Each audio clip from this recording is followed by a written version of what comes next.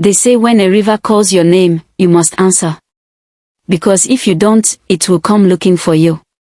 On a quiet night in a riverside village in southern Nigeria, a woman woke up screaming from pain and fear. By morning, 2 babies had been born. 2 girls. Twins. And that was the problem. Because in that village, twins were not blessings. They were curses. Some said twins were spirits that followed each other from hell. Others said one must always be returned, or both would bring misfortune.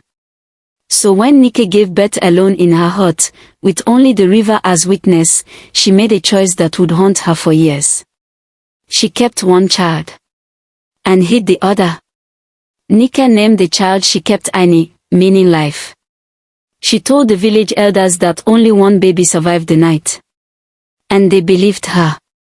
But what Nika never told anyone was this. At dawn, before anyone came, she carried the second baby wrapped in cloth and walked barefoot to the riverbank. The river was calm.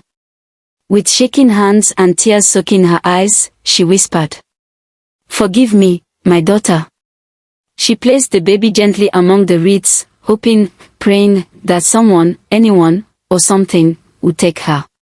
Then she ran. The river listened. That hidden child was named Sada. Years passed. Annie grew into a beautiful and kind girl. She laughed easily, but she was never truly alone. From childhood, she spoke to someone no one else could see. At night, she would sit by the river and hum songs she had never been taught. Songs older than the village. Sometimes she would say, "Mama, someone is calling me." Nika would freeze every time. On Aini's 16th birthday, the river flooded for the first time in decades. Fish floated onto the streets. Crops were destroyed. And at the center of it all, standing barefoot on the riverbank, was a girl who looked exactly like Aini. Same face. Same eyes. But colder. Her skin glistened like whetstone. Her hair moved as if underwater. The villagers whispered in terror. "Twin. Spirit child. My name is Sada. And I have come home," Sada announced. Nika collapsed when she saw her. Sada walked straight to her, eyes burning with sadness. "You hid me," she said. "You gave me to the river because you were afraid." Nika cried and begged. "I wanted to save you, my child. I didn't want them to kill you." Sada knelt and lifted her mother's chin. "The river raised me," she said. "It is my mother."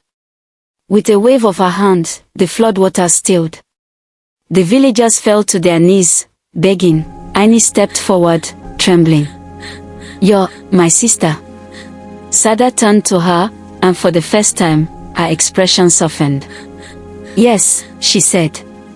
She reached out and touched Aini's forehead. In that moment, Aini saw everything. The cold nights by the river. The spirits that sang Sada to sleep. The power growing inside her like a tide. Sada turned and faced the elders. "You feared something you didn't even understand," she spat at them with anger.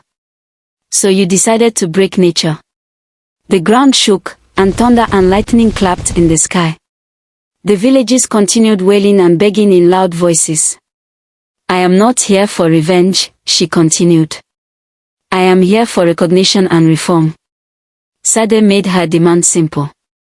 The village must accept twins as blessings, not curses.